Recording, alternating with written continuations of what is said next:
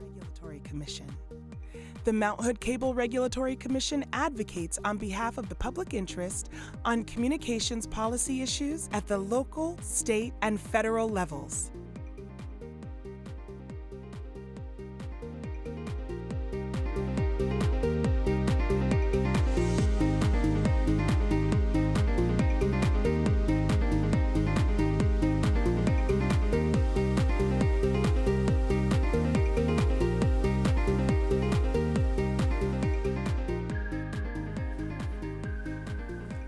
Hi, and welcome back to Community Hotline. I'm Monica Weitzel. We're here at MetroEast Community Media in Gresham.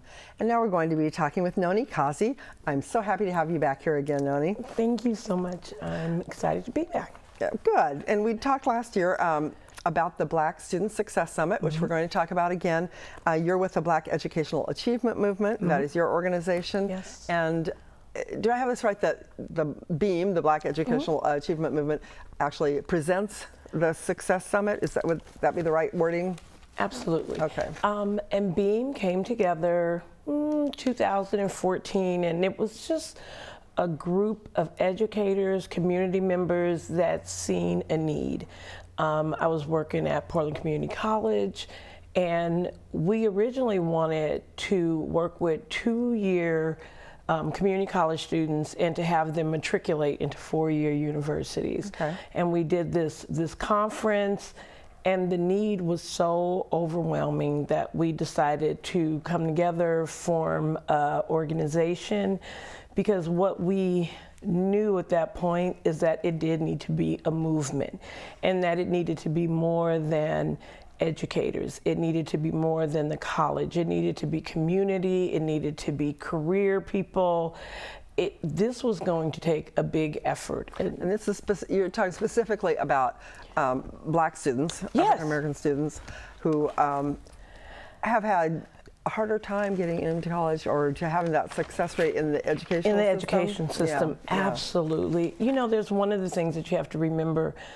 African Americans make up a very small percentage of Oregon's population. Yeah. So, you know, when you sit in class and you're one of the only or one of the first, and everything around you is a little bit different, right? You're the one that stands out. You're the one that stands out. So when things happen, people look to you. People look to you to speak for the whole Black race, you know, like, and so when we brought this together, it was for an opportunity for students to come together, to see each other. My motto is, I can't be you if I can't see you, right? So how do our young people know that they can be doctors and lawyers and engineers and nuclear physicists and all these, you know, amazing, wonderful jobs that everybody else can be? If I don't ever see myself represented, then how do I know that? Yeah, that makes sense. Yeah. Why would you aspire to be something that you don't even know you can be? Absolutely, Yeah. right? And you look and you think, oh, well, it's for the other. So I think when we started this organization and when we started to look at the Black Student Success Summit, we wanted this to be a pipeline, a real pipeline. And so like I said, it started at the community college. In the first year, we had 150 students, and it was 2-year students that were moving into 4-year institutions. Right. By the second year, we had the Oregon Department of Education that invested in us, which I was so grateful for. And they said, well, can you work with some high school students? And we thought, oh, we could do this. So second year, we had over 300 students, and we had high school students that came and talked to our college students. And then we had careers. We brought in career vendors and different companies that came in who wanted to diversify their workforce. Right. And that was really amazing, and it was really overwhelming. Intel stepped in, and they were like, they have Black Infinity Group at Intel, and they brought in like 20 of their professionals. Wow. And our students were so excited. You know, they were, yeah. Yeah, it was just amazing. And then people started to catch on to this. And last year was our 3rd year, and we had over 425 African American students throughout the state of Oregon. So now we're reaching kids down in Corvallis and Eugene, along the coastal areas. Are they coming up here? Yes, absolutely. Wow. People come up here for that event. For that one day. I asked Salem Kaiser School District to get involved, and other school districts. It can be a very lonely place often in Oregon, right? Especially maybe if you're in one of the rural areas, or where there's, I mean, there's more black students in Portland, but even that, there aren't very many. But I can't imagine being the only one in the whole town. That's right. You know. Absolutely. So we look for all those places, and we look for also professionals from that area, because we also want students to be able to go home in their area and see somebody that looks like them and know that, oh, those people work at our hospital, or those people, you know, they work in different areas. They're role models. They're somebody they can aspire to be like. And, absolutely. We started with maybe 10 workshops.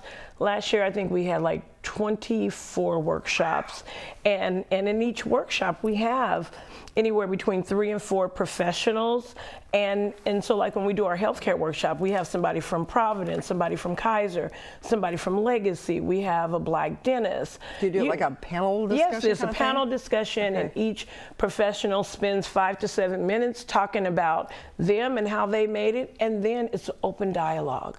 You know, they can ask whatever questions they want. Absolutely. You can ask questions. You can see how that person got there. It's been amazing to see the level of professionals that come, and it's so humbling where people just drop their titles. You know, like it's not about Dr. So-and-so or that I have a master's. It's just genuine people who are coming together that have a genuine concern for their community and for students that look like them and want to see them to help to elevate. This is a village, and that's exactly what BEAM is. It's been a village, and I've been so blessed to work with so many amazing professionals. I mean, like last year we had 2 doctors show up. They weren't even on program to talk. They were like, we just want to come and we want to hang out with the kids. I love it. That's great. That's great. I was like, right on. You know, I was thinking about what you were talking about, and you know, being white, my perspective is different than the students. But I started thinking the only thing I could really personally relate that to is growing up. Going to a Catholic school, growing up with the nuns, and when we were asked as young kids what we want to be when we grew up, the girls were either nurses, teachers, or nuns, or mothers, because that's all that really was open to us that we knew about. Absolutely. You know, and if you were black, well then who knows? I mean, it was it's kind of, I mean, that's kind of the same sort of thing in a little bit different way, but Oregon State Police stepped in one year, and they've been a really huge supporter of ours because they want to diversify their workforce also, right? And they did a workshop last year called Every Police Does Not Carry a Badge. So as we know, Oregon State Police, they are over fish and wildlife, they're over the lottery. That's something I bet a lot of kids never think about. Never think about, thought about it, really. And they brought in the only African-American forensic scientist. Really? She is amazing. And with all those things on TV. Yes, you know, right. People are like, oh, blood splatter. Really, and I was even impressed, you know, and I was asking questions because I would have thought to cut somebody's body open, you have to be a doctor. And she was, no, you have to have a passion for science. Wow. And so So that's opening up doors for kids that maybe, you know, maybe they won't ever be a doctor, but there's other things in that field that they can get into. There are so many things, absolutely. When we do healthcare workshops, we learn about everything from the person that's in the culinary field to nurse, phlebotomist, eye care professionals, you know, just all these things. And so students not only get to learn about the career, for me, they also learn about the person. So I think young people, and this is any race, they look at professionals and go, wow, how can they understand? They made it. They got this. They have the house. They have this.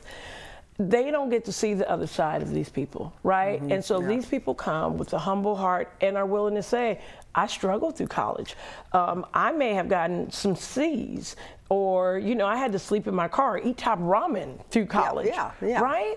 I mean, then. Well, my mom had to work 2 jobs to get, you know, Absolutely. help me get there or whatever. Absolutely. Yeah. And I think sometimes we don't allow our young people to see our struggles because we're hiding or in fear. We're proud of the fact we made it this far, so yeah, that's what you're going to show the world. Right. And that's not the not real. point, yes, of this conference. And then, you know, we've gotten, where else in Oregon are you going to find hundreds of Black professionals, right? So not only do we have our high school students, we have our college students, we have our Greek fraternities and sororities, and they come out. Last year, Alabama State came into town, Tuskegee University came in. He'll be back this year. We're increasing our HBCUs that come. We had What's the HBCU? historically Black colleges. See, yes, I don't know this stuff. Absolutely. And a lot of our students don't know that because we're not talking about it in schools.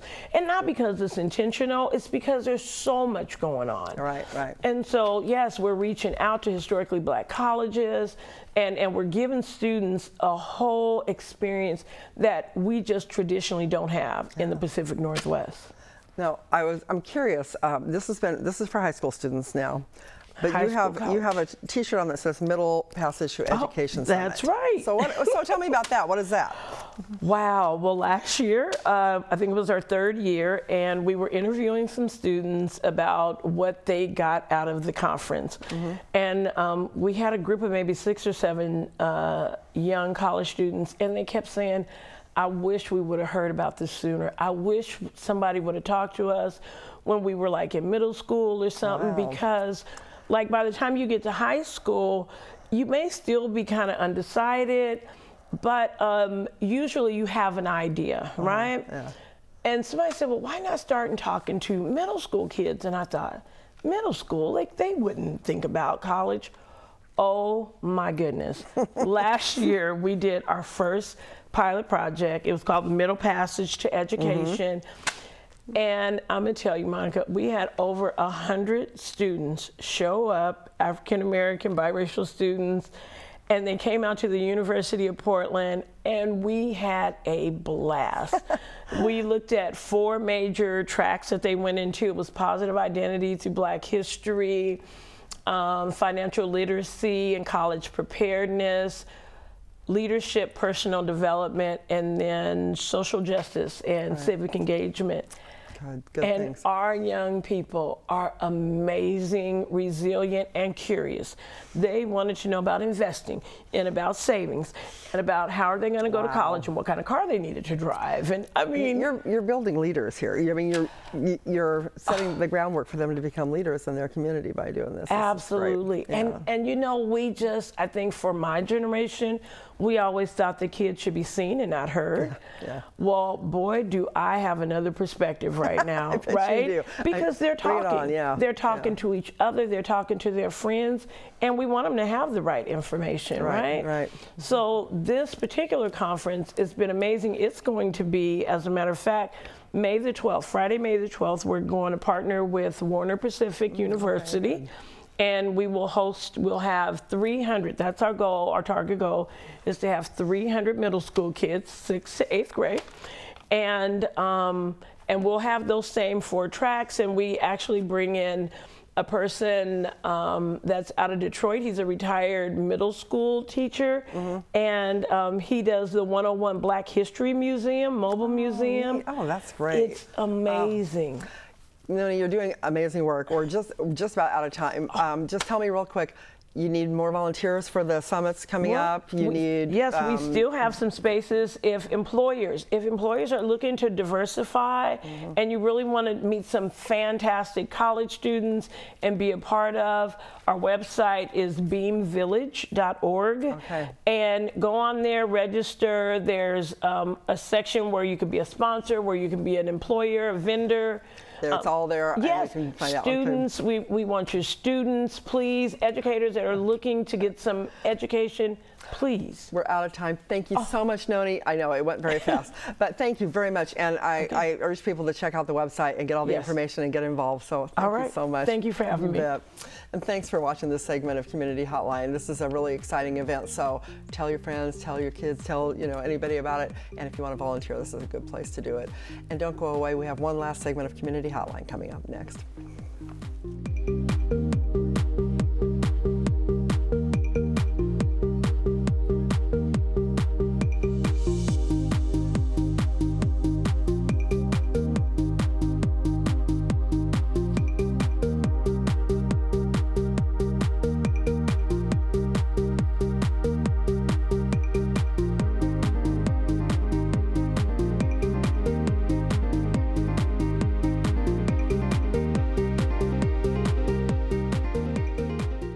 Community Hotline is made possible with generous support by the Mount Hood Cable Regulatory Commission.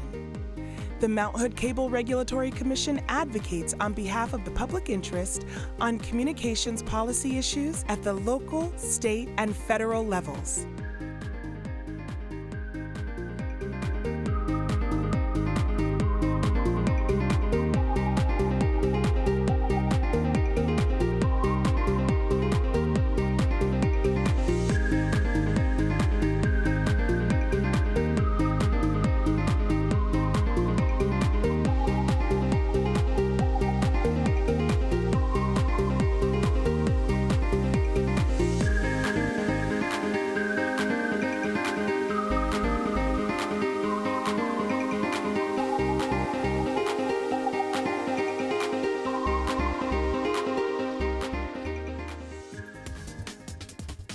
My favorite thing about community media is how people find their voice and tell their story. It's the message of, by, and for a community. We're a gathering place because it gets people of all sorts of different backgrounds underneath one roof. It's art, it's technology. A snapshot of our community. Going live. In 3, 2, 1.